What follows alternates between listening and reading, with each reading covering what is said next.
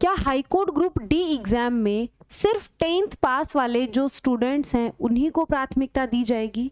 क्या 12th और जो ग्रेजुएट स्टूडेंट्स हैं उनको एग्जाम से बाहर कर दिया जाएगा?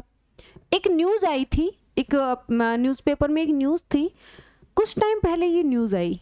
उसके बाद जो 12th पास आउट हैं, जो ग्रेजुएट स्टूडेंट हैं, उनकी जो टेंशन है वो काफ़ी बढ़ चुकी है। मेरी हर वीडियो के नीचे एक जो कमेंट है वो इससे रिलेटेड होता ही है कि मैम इसकी थ्योरी को हमें थोड़ा सा क्लियर करें।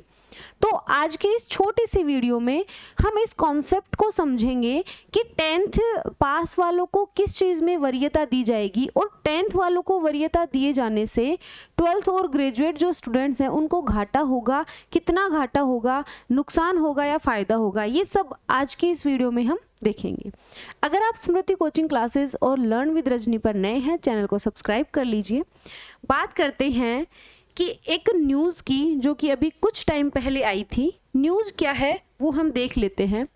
राजस्थान हाई कोर्ट चतुर्थ श्रेणी भर्ती इंटरव्यू में न्यूनतम निर्धारित योग्यता रखने वालों को मिलेगी प्राथमिकता। आप सब जानते हो कि न्यूनतम निर्धारित योग्यता हाई कोर्ट ने 10th पास रखा। ओके, तो ऑब्वियसली 10th पास के जो स्टूडेंट्स हैं उनको प्राथमिकता मिलेगी, लेकिन आपको ये अच्छे से पढ़ना तभी इंटरव्यू में मिलेगी। पहली बात तो ये, क्या रिटन एग्जाम में भी उनको कोई फ़ायदा मिलेगा? नहीं। रिटन एग्जाम में सारे स्टूडेंट्स की कॉपियाँ जो है, जो OMR शीट है, वो सेम फॉर्मेट से जांची जाएगी। यहाँ पर बात सिर्फ और सिर्फ इंटरव्यू की है। अब हम इस इंटरव्यू की थ्योरी को समझते हैं। आपका जो इंटरव्यू है वो 15 नंबर का होगा, ठीक है। जो 12th और ग्रेजुएट स्टूडेंट्स थे हैं इस एग्ज़ाम के, मैं आपको बता दूं 85 मार्क्स का आपका रिटन एग्ज़ाम है, ठीक है।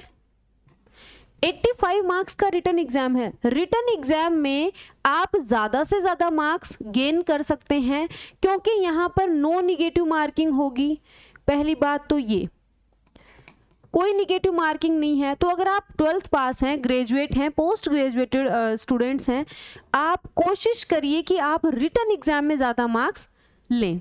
अच्छा, तो ये इंटरव्यू की क्या कहानी है? इंटरव्यू की कहानी ये है कि 15 नंबर का जो इंटरव्यू होगा, इंटरव्यू के टाइम पर ही आपका डॉक्यूमेंट वेरिफिकेशन किया जाएगा जिन स्टूडेंट्स को पास करेंगे उनका। अब इंटरव्यू में मान लीजिए 3 स्टूडेंट्स हैं, एक तो 10th पास वाला, एक 12th वाला और एक जिसने BA कर रखी है।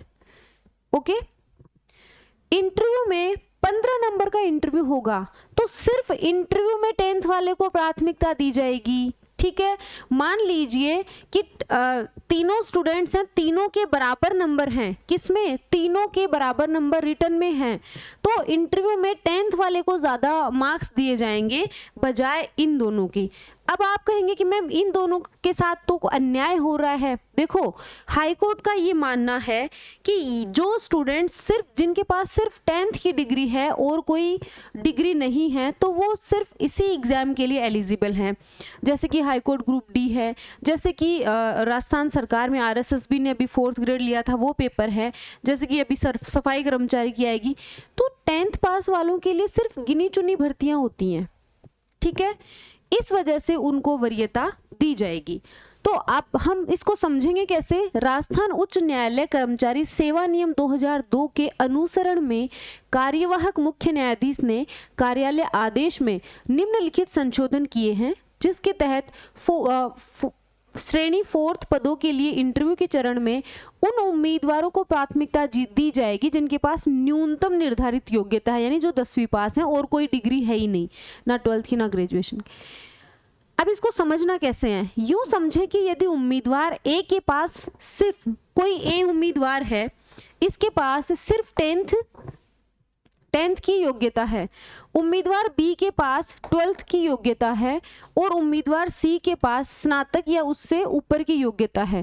तो और इनकी श्रेणियां, जैसे मान लो कोई OBC में है तो OBC में ABC बनेगा। OBC वाले जो होंगे ना, OBC में 10th 12th और ग्रेजुएट वालों को क्या देंगे? 10th वालों को प्राथमिकता देंगे उनकी श्रेणी में।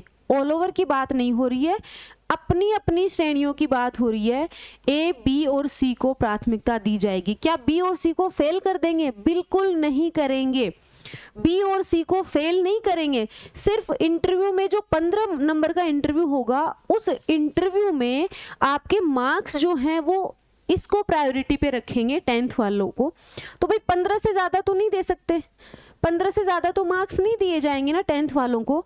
तो 12th और ग्रेजुएट जो स्टूडेंट्स हैं, या फिर मैं तो सभी स्टूडेंट्स को ये कहूँगी भाई आपको टेंशन लेने की ज़रूरत नहीं है।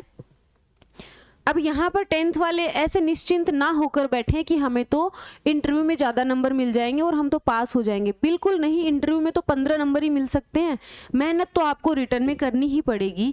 और इन स्टूडेंट्स को मैं ये कहना चाहूँगी कि आप कोशिश करिए रिटर्न में ज़्यादा से ज़्यादा मार्क्स खींच सकें। क्या आपने सिर्फ 12th और ग्रेजुएशन आपने कर ली, ये आपकी गलती थी जो आपको इंटरव्यू से बाहर कर देंगे? बिल्कुल नहीं, इंटरव्यू से बाहर नहीं किया जाएगा।